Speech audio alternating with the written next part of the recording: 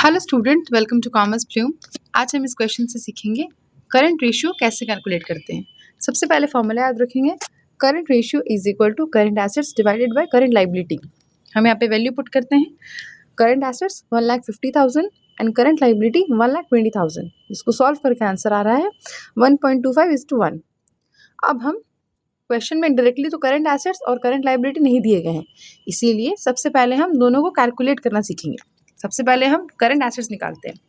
Current assets निकालने का formula है total assets minus fixed assets minus non current investment. Value put करते हैं, total assets 8 lakh, fixed assets 5,40,000 and non current investment 1,10,000। तो हमारा value आया 1,50,000।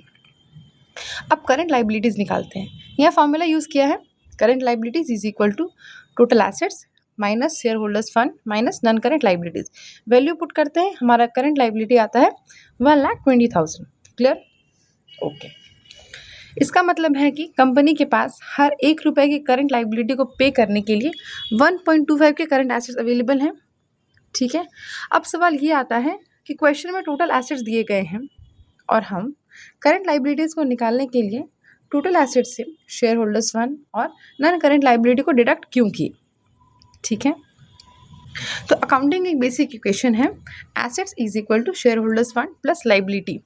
और लाइबिलिटीज 2 टाइप की होती है, करंट लाइबिलिटी और नॉन करंट लाइबिलिटी। तो इस क्वेश्चन में हमें शेयर होल्डर्स फंड और नॉन करंट लाइबिलिटी ऑलरेडी दिए हुए थे, और तो अगर टोटल एसेट्स में इन दोनों को माइनस कर देंगे तो जो अमाउंट बचेगा वही तो हमारा करंट लाइबिलिटी होगा। तो mathematically current liability is equal to total assets minus share holders fund minus non current liabilities. Okay. जब भी क्वेश्चन में करंट लाइबिलिटीज डायरेक्टली ना दी हो और total assets share holders fund और नॉन करंट लाइबिलिटी दिए हो, तब ये फॉर्मूला कॉन्फिडेंटली यूज कर सकते हैं। It saves times and it is based on one of the accounting equation. So that's all for today. I hope आपको ये क्वेश्चन समझ आया हो। Please like, share and subscribe जरूर करें। नेक्स्ट वीडियो में हम लिक्विडिटी रेशियो को कैलकुलेट करना सीखेंगे। Thank you. Follow for more.